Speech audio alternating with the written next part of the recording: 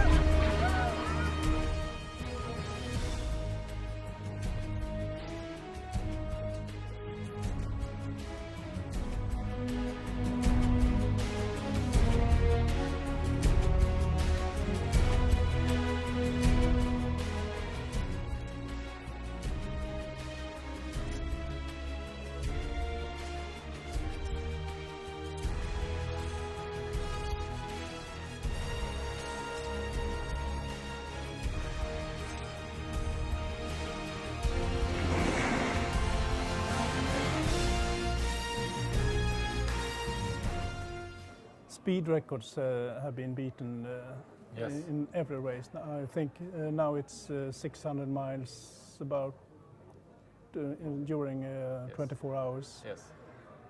What will it be in the next race? I really believe that the potential is quite significantly higher, actually. The reason we only had that one, all the records we had really were set now in a 48-hour period on the first leg to Cape Town. And it's the days we had those waves with that wind direction. And if we had 40 days with those conditions, we would have seen 30 miles more. And I've spoken to the guys on Ericsson before, and I know they were pushing, but not that pushing. They were early in the race. They didn't want to take too much risk with the gear, and they wanted to win the leg. They didn't want to. So the potential, if you are lucky with the conditions, and that's really where they are now. So I think today the boats are so fast because they're planning, the equipment is much better and stronger, and the boats are controllable, that the conditions are more limiting at the moment. So I don't think the ceiling is equipment. The ceiling is conditions right now. Okay. I think Puma logged about 42 knots. Yes, I mean, it's difficult to measure top speed, but when you have a boat that is planning, it goes faster and faster. Yeah.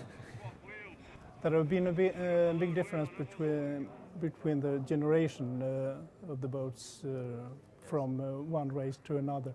Will it be less difference in the next race? Well, compared to I think so. But I think the world in sailing keeps getting surprised about innovation.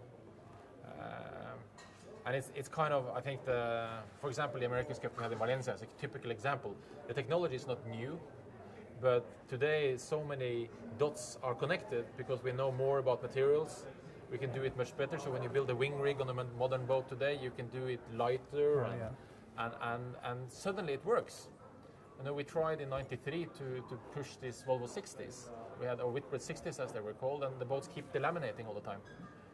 That was we couldn't push them. We thought we were crazy, and today what we did then is nothing, and speed-wise. So I think that I think people have to be careful about predicting that we're not going to see innovation or progress in speed, because I think you will. But last race we had the winning boat from 2005, which was ABN1 racing as Delta Lloyd, and that boat was still competitive. And I will be surprised if the best boats, or I will not be surprised if the best boats from the last race will do quite well in the next one. I think they will, and everybody know the formula pretty well. Now the race has been through 3 cycles, now the formula, and we know, the designers know where they want to push the envelope. And you can't make it longer, and you can't make it wider, and it's difficult to make it much lighter, I think. Göran, you're working with the carbon fiber. Will we see more of the carbon fiber in the future race? Yes, I think so. I think you will see also for private person, not only racing in the future. For there is now, I think all racing boats is made in carbon fiber.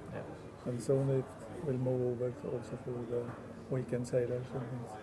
Because it's much better to reduce weight. That's the key for all boats. Less weight, better performance, and less forces on the boat. Everything is easier if it's light. So I think it will. Will it be all carbon fiber?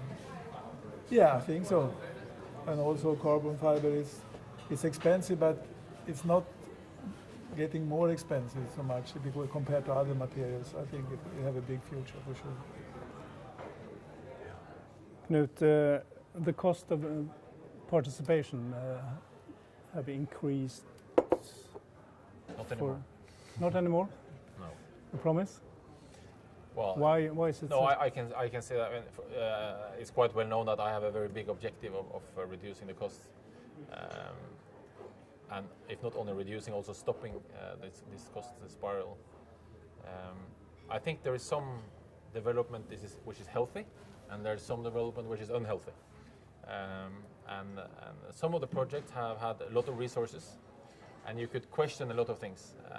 I went to one of my first seminars in professional sailing was listening to Paul Kayard after the '92 America's Cup, and him and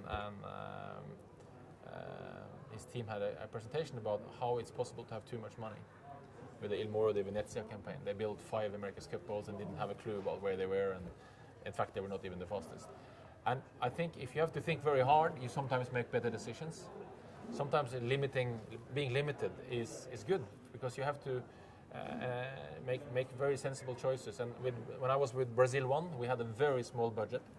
We had a budget of $11 million in 2005, which was less than half of the winning team.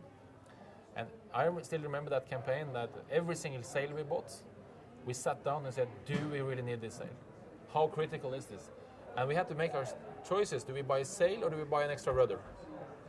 At the same time, what we have changed in the next Volvo Ocean Race is to put a limit on what you can spend.